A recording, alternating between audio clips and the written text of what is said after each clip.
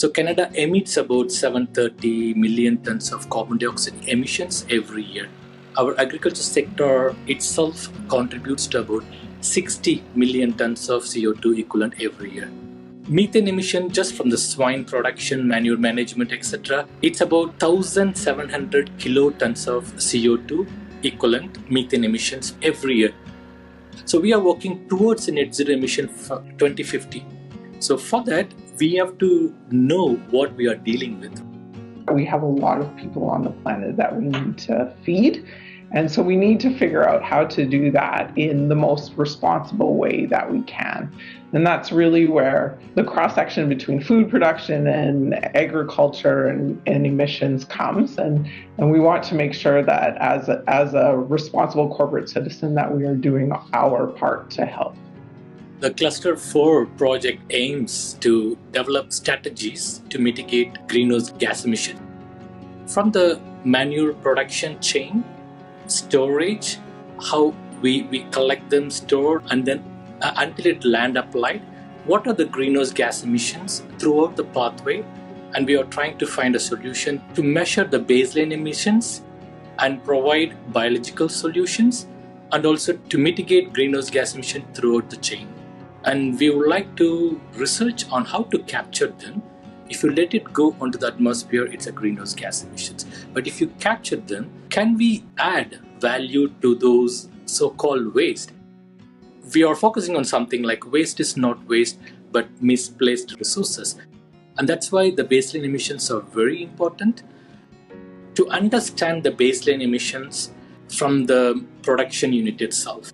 My collaborator, Razak from Ottawa Research Center, is responsible on knowing the emissions from the production side. All the values that we use, it's from literatures, from theoretical values.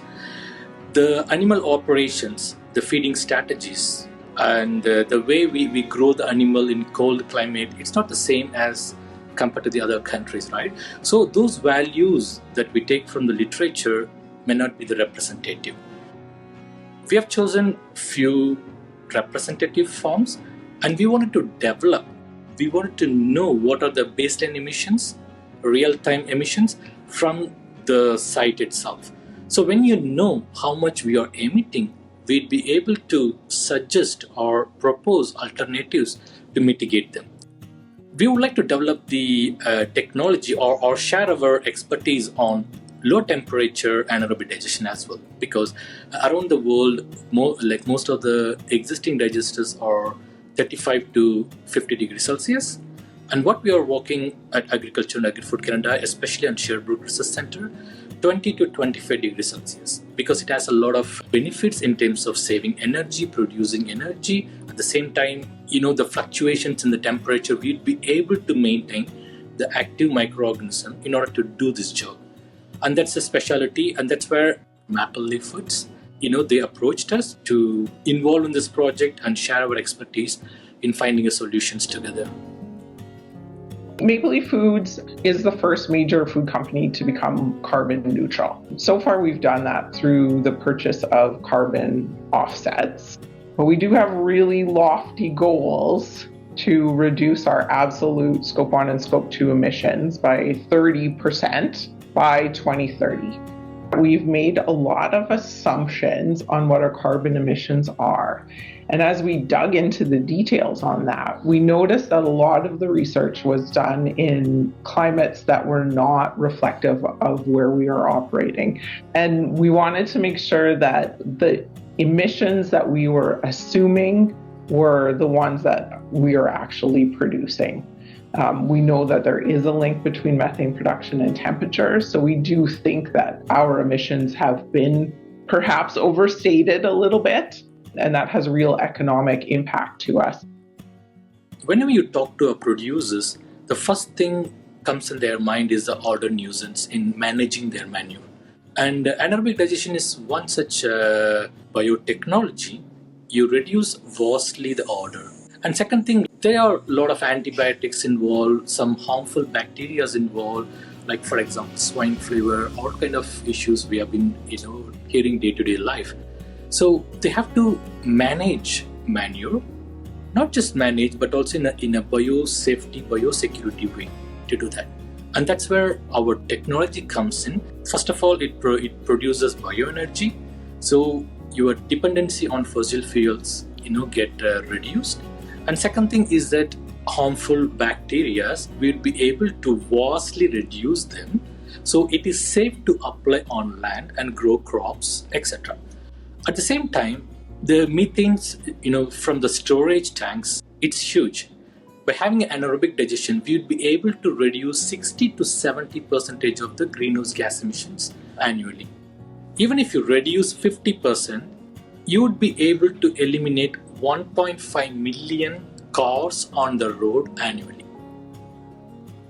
We have been developing two different kinds of anaerobic digesters.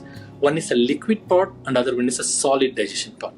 A liquid part is a mature technology, and we do have a showcase technology at our center. We would be able to treat with this technology. And around the world, mesophilic and thermophilic temperatures, that means like 35 to 50 degrees Celsius, lower temperature, you'll be able to handle high ammonia waste. Then multiple substrate, like you have swine, dairy, and goat, all in one campus, right? So with the crop residues, all these things together as a multi-substrate can be handled with our biodigester, with a low technology biodigester. This is one. So this is expensive. I know the liquid part is expensive because it involves your mixing unit, pumping unit, all those things. But there are lots of farms, they are having a solid manure. The total solids are in the range of 30-35%. So we have to dilute to be treated in the liquid digesters. We are developing a solid digester, so we don't have to dilute anything. Just take the manure as is, but your size of the digester reduce 10 times. But of course, it's in a research stage for now. And this is what I would like to see as a future for the farmers. They could have a liquid solid separator on site. So the liquid, they can do whatever they want, and the solid can go in the anaerobic digester. In this way, after treatment, not just the biogas, your digestate, the treated material after anaerobic digester, are rich in nutrients like a phosphor, fertilizer, and they can store them in a dry form, moisture-free dry form, and they can apply whenever they want. So it's not another greenhouse gas emissions when you transport the liquid digestate from one point to other point. That's another CO2 emission. But what happens if you store on site, and you can take them and use them whenever you want, or you can export them in a concentrated form. That makes sense for the farmers, and also it encourages the concept of circular economy. So that's also very important. What comes from the farm will go back to the farm, but also increase their economy viability as well. We have a scientific collaboration among the researchers. We have the industrial collaborators to work with us. And we have been collaborating with some universities, Guelph University, McGill University. Of course, these collaborations really help. Collaboration between the industry and the producers and the government all working together is going to be where we come up with ideas that are practical and make economic sense and are easy to implement and have real impacts to our carbon emissions. We need to have a research projects and funding to experiment it, research it, to find this is a practical solution for the farmer. One solution doesn't fit to any farms. We need to have different solutions, different approach for different needs.